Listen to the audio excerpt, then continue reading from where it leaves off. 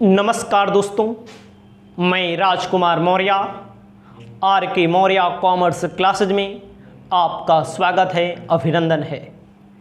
इस वीडियो के माध्यम से आपको बताने जा रहे हैं इनकम टैक्स पेपर की तैयारी बेहतर तरीके से मात्र 24 घंटे में कैसे करें। आपको मैं जो भी क्वेश्चन बताऊंगा ईमानदारी से आपको तैयार करना है, ठीक है। जैसे आप इनकम टैक्स का पेपर देने जाएंगे तो सबसे पहली बात होती है कि आप किसी भी क्वेश्चन को छोड़ेंगे नहीं, किसी भी क्वेश्चन को आप छोड़ेंगे नहीं। आप अगर किसी भी क्वेश्चन को छोड़ देते हैं तो आपकी कमी मानी जाएगी, आपका कॉपी जो होगी कम नंबर में चेक की जाएगी। कम नंबर में चेक की जाएगी तो कम नंबर मिलेगा आपको, सीधी सी बात है। तो कोई भी क्वेश्चन नहीं छोड़ना है।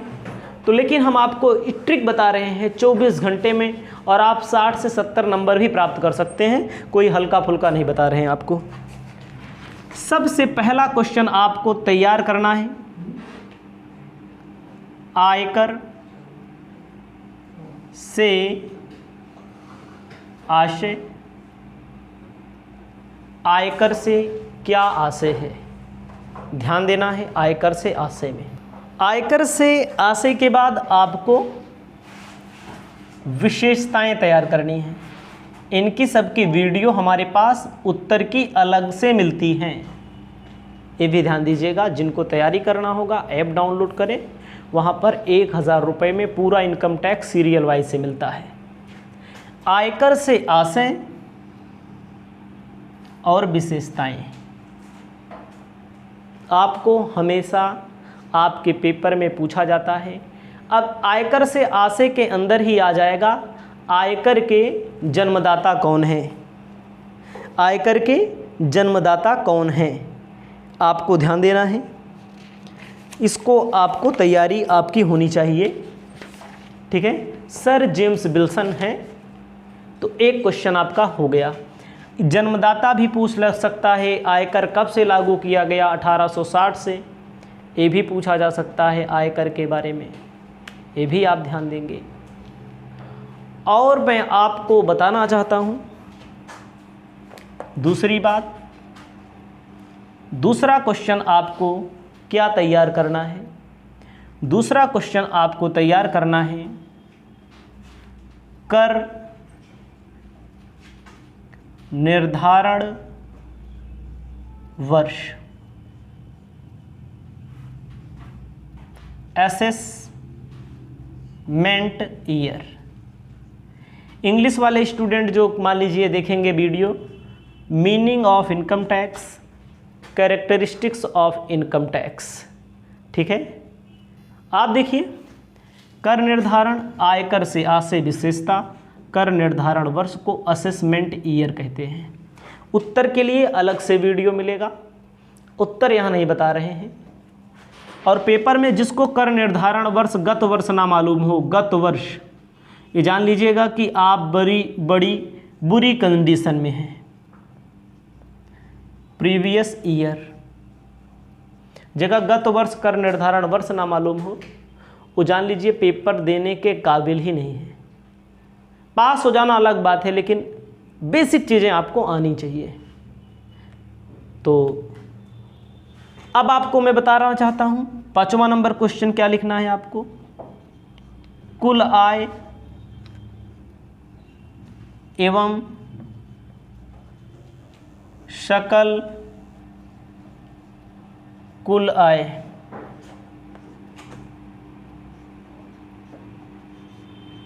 Total income and gross total income. हमें प्रश्न लिखना चाहिए था ग्रॉस टोटल इनकम और टोटल इनकम, लेकिन कोई बात नहीं है। पेपर में बहुत पूछा जाता है income from salary, house property, business profession, other sources, business profession, capital gain, other sources. 4 chapter, 5 head होते हैं। पाँचों हेडों को जब ऐड कर दिया जाता है तो ग्रॉस टोटल इनकम उनमें से लेस कर दिया जाता है। क्या लेस कर दिया जाता है? अंडर सेक्शन 80C से 80U के बीच की कटौती तो उसे कहते हैं टोटल इनकम। 4 क्वेश्चन भी बताया, मैं 5 नंबर डाल दिया हूँ। ये सब बेसिक हैं। अब आपको 5वां नंबर क्वेश्चन तैयार करना चाहिए, करदाता।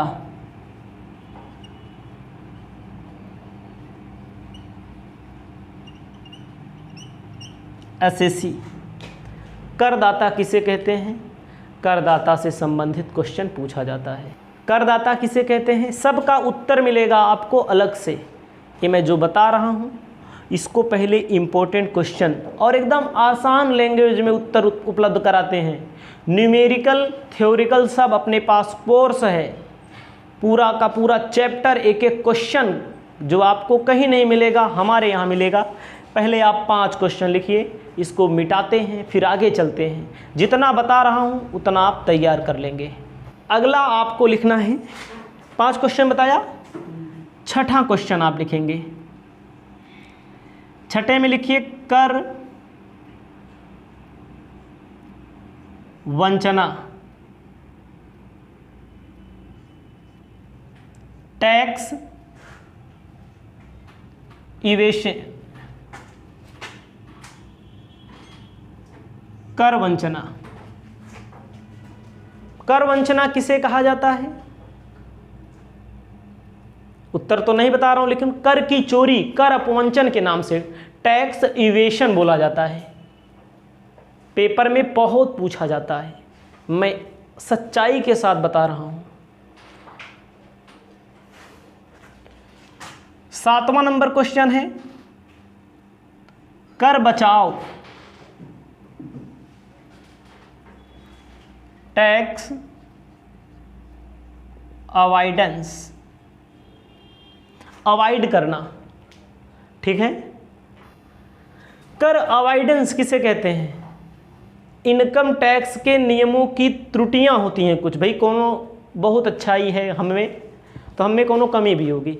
हमारी कमी को आप ढूंढ लीजिए, इनकी इनकम टैक्स की कमी को आप ढूंढ लीजिए, तो उसे क्या बोला जाता है? Tax avoidance. उत्तर अलग से मिलेगा।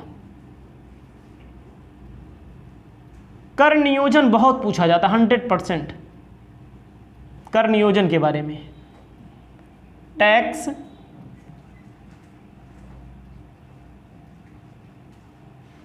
प्लानिंग के बारे में क्वेश्चन बहुत पूछा जाता है। सबके लिए वीडियो उपलब्ध है, सबके लिए क्लास उपलब्ध है अलग से। 9वां नंबर आइए आप, आकस्मिक आय किसे कहते हैं? आकस्मिक आय किसे कहते हैं? कैजुअल इनकम किसे कहते हैं? ठीक है, आपको अपनी कॉपी में लिखना है। ठीक है, 10वां नंबर, 10वां नंबर आपको जानकारी होनी चाहिए। अब जैसे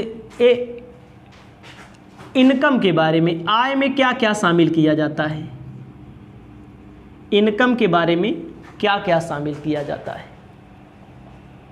इनकम में जैसे मजदूरी शामिल की जाती है। ठीक है, इनकम के बाद आपको ध्यान देना है 11 नंबर क्वेश्चन क्या कहता है।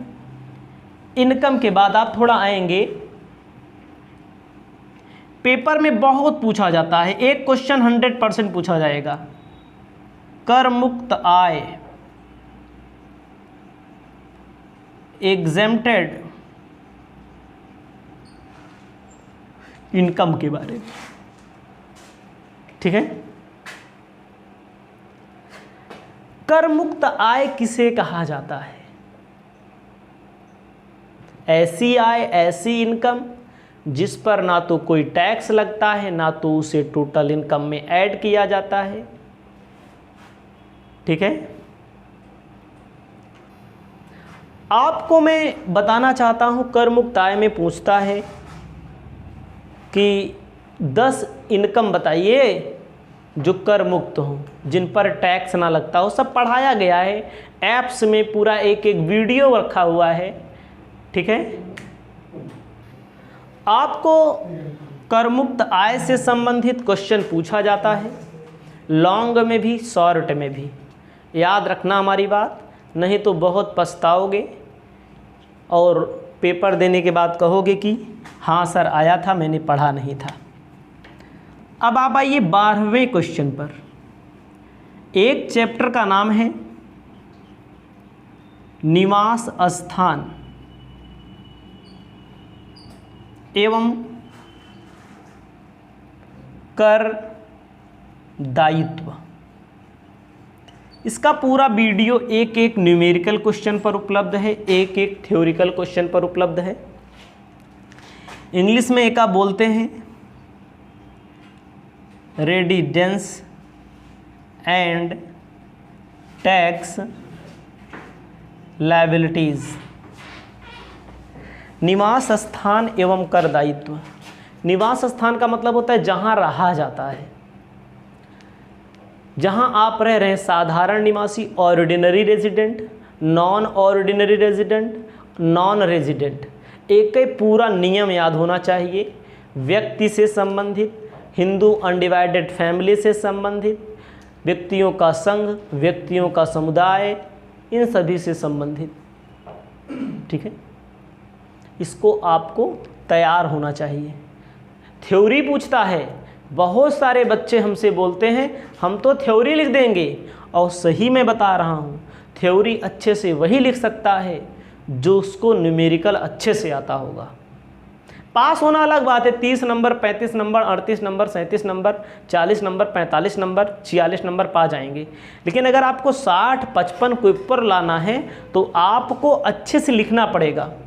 आप बता दीजिए निवास स्थान एवं कर दायित्व के बारे में सीरीज से पढ़ करके क्या हासिल कर लोगे। आपको एक एक टॉपिक पढ़ना पड़ता है, तो हल्के में मत लेना। बस जो हल्के में लेते हैं वही गिरते हैं। अब आवे ये 13वां नंबर क्वेश्चन। ये पूरा थ्योरी है। कृषि आय एवं प्रकार।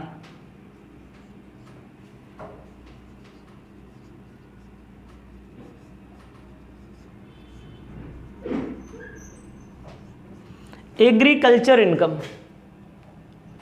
एग्रीकल्चरल मतलब क्या होता है? पूरा चैप्टर थ्योरी का ही है।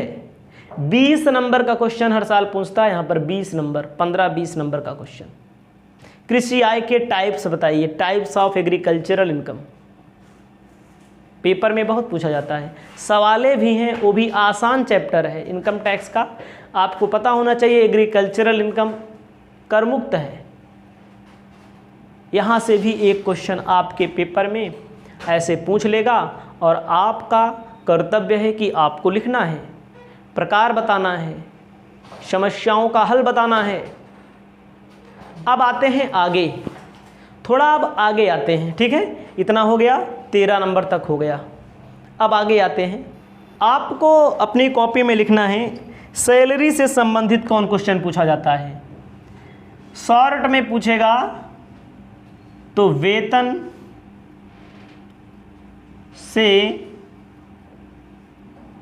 आशय, मीनिंग ऑफ सैलरी। वेतन से आशय आपसे पूछेगा, शॉर्ट में पूछेगा तो। अब आपको ध्यान दिया जाए, भत्ता क्या होता है, अलाउंसेस। मैं आप सभी स्टूडेंट को इस वीडियो के माध्यम से बताना चाहता हूं कि एक एक क्वेश्चन के पूरा video income from salary, HC Mehrotra की किताब, SBPD राजीव बंसल की किताब, और त्यागी वाली किताब SBPD संजय, जिसमें लिखा रहता है एक एक क्वेश्चन का भैया लोग पूरा वीडियो उपलब्ध है हमारे पास, एक एक क्वेश्चन के। जिनको भी पढ़ना होगा कभी बाद में भी, डायरेक्ट टैक्स, इनकम टैक्स, ठीक है। आपको मैं बताना चाहता हूं भत्ता क्या है। इस भत्ते में कौन कौन सा होता है? फुली एग्जेम्प्टेड मतलब पूर्णतः कर मुक्त, पार्टली एग्जेम्प्टेड मतलब आधा कर मुक्त आधा कर योग्य। ठीक है, आंशिक जो मैंने बताया, पूर्णतः कर योग्य 3 प्रकार के होते हैं, उसके बारे में जानकारी। सवाल कोई रोक नहीं सकता, यहाँ से हर साल एक सवाल पूछा जाता है। अब पेपर में लगा पाएँ ना लगा पाएँ, लेकिन हमारे यहाँ पूरी व्यवस्था उपलब्ध है। जिनको भी ज़रूरत हो, लेकिन फीस भी लेते हैं, फ्री में नहीं देते हैं, पहले बता दूं, नहीं तो भैया फ़ोन करने लगो तो हम पागल भी हो जाएंगे। भत्ता में सबसे ज़्यादा आपको का महत्व है एचआरए का। मकान किराया भत्ता का सूत्र याद होना चाहिए, सूत्र याद होना चाहिए। सूत्र नहीं याद है तो कुछ नहीं होगा। पेपर में बहुत पूछता है मकान किराया भत्ता क्या है, सूत्र लिखिए। पेपर में ना पूछे, लेकिन जो सवालिया पूछा रहेगा उस सवालिया के अंदर इसे घुस के बैठा रहेगा ये ना, जैसे बिल में सांप बैठा रहता है उसी के अंदर ये घुस के बैठा रहता है, और आपको नहीं आएगा निकालना तो आप जानेंगे। अनुलाभ आपको लिखना है। क्या अनुलाभ क्या है बताओ भैया? परक्यूसाइट्स। भत्ता और अनुलाभ, भत्ता होता है वेतन के अतिरिक्त जो नकदी दिया जाए, कैश जो पेमेंट किया जाता है वर्कर को, उसे भत्ता बोलते हैं। अनुलाभ के का बोलत भैया?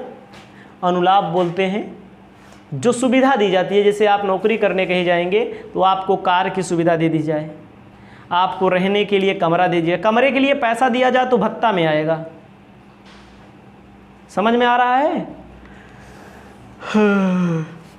चलते हैं आगे। और भत्ते भी कई प्रकार के होते हैं। ठीक है, इनकम। इसके बाद एक चैप्टर होता है अवकाश ग्रहण, मतलब वेतन से अवकाश ग्रहण, रिटायरमेंट ऑफ, वहाँ से भी एक क्वेश्चन पूछता है। पेंशन के बारे में पूछता है, तो पेंशन के बारे में आप पढ़ लेंगे। अब अगला क्वेश्चन आपको लिखना है हाउस प्रॉपर्टी में, इसी में पेंशन आपसे पूछता है बहुत ज़्यादा। मकान संपत्ति से आशय क्या क्या शामिल किया जाता है? इसमें आपको लिखना है gross annual value. Annual value बहुत पूछा जाता है। एनुअल वैल्यू का निर्धारण कैसे होता है? हाउस प्रॉपर्टी का जब चैप्टर शुरू किया जाता है, सवाल से पहले आरसीए लागू होगा, आरसीए लागू नहीं होगा, उससे संबंधित तमाम बिंदुओं पर हमने बात की है, जो चैप्टर पढ़ाया है। बहुत पूछा जाता है। और ये भी बता दूं मैं, वार्षिक मूल्य पूछा जाता है तो बच्चे बहुत कम लिख ही पाते हैं, बहुत कम ही ऐसे बच्चे होते हैं जो लिख लेते हैं। तो वार्षिक मूल्य का आप तैयार कर लेंगे। एनुअल वैल्यू के बारे में पूछा जाता है बहुत ज़्यादा। और आपको मैं अब आगे बताना चाहता हूँ व्यापार क्या है, पेशा क्या है। ध्यान दीजिएगा, थ्योरी पूछी जाती है पेशा जैसे होता है, व्यापार एवं पेशे से पेशा क्या होता है। प्रोफेशन जैसे डॉक्टर, वकील, इंजीनियर पेशे के अंतर्गत आते हैं, चार्टर्ड अकाउंटेंट आते हैं, वही होता है पेशा। अगला है इसमें पूंजी लाभ चैप्टर होता है। ध्यान दीजिएगा, पूंजी लाभ। कैपिटल गेन का मतलब क्या होता है?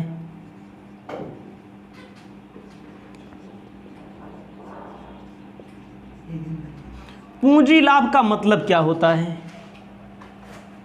पेपर में बहुत पूछा जाता है पूंजी लाभ, बहुत ज़्यादा, कैपिटल गेन के बारे में। संपत्ति के हस्तांतरण से होने वाला लाभ पूंजी लाभ कहलाता है, कैपिटल असेट्स कहलाता है, कैपिटल गेन कहलाता है। 2 प्रकार के होते हैं, शॉर्ट टर्म कैपिटल गेन, अच्छे से जहाँ चैप्टर मैंने शुरू किया है इसका जब मैंने पढ़ाया हुआ है, short term capital gain, long term capital gain, अल्पकालीन पूंजी लाभ और दीर्घकालीन पूंजी लाभ में अंतर आपको याद होना चाहिए। जब आपको अंतर याद होगा तभी कुछ कर पाएंगे, अन्यथा कुछ नहीं कर पाएंगे। मैं दावा करता हूं पेपर में पूछा जाता है। मैं यहाँ उत्तर तो नहीं बता रहा हूँ, लेकिन पेपर में पूछा जाता है और जाता रहेगा। आपको मैं बताना चाहता हूँ कि इन थ्योरी को तैयार कर लेंगे। न्यूमेरिकल का जैसे कैपिटल गेन वाला आसान चैप्टर है, हाउस प्रॉपर्टी वाला आसान चैप्टर है, बिजनेस प्रोफेशन वाला आसान चैप्टर है। 1-2 न्यूमेरिकल आपको सॉल्व करना पड़ेगा बस, ठीक है। ये सब आप तैयार कर लेंगे।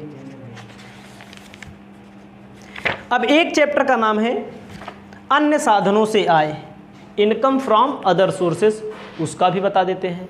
आपको इनकम फ्रॉम अदर सोर्सेस से आ से समझना चाहिए। ऐसी इनकम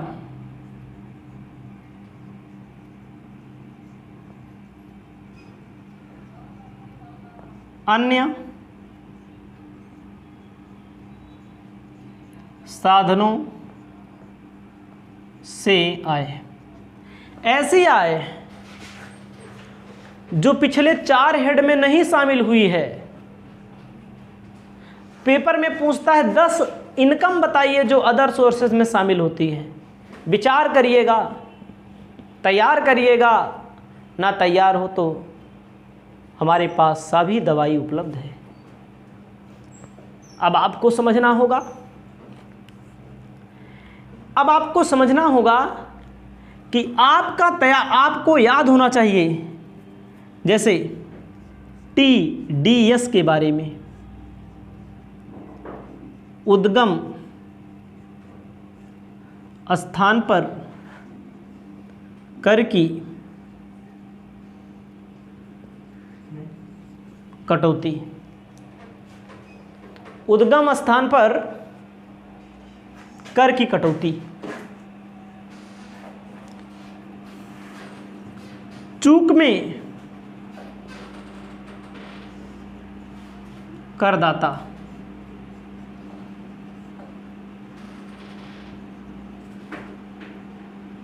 डिफॉल्ट असेसी,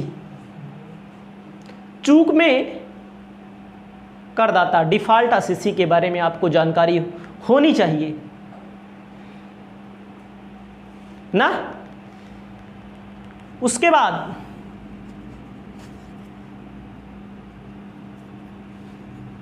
अर्थदंड पेनाल्टी के बारे में जानकारी होनी चाहिए।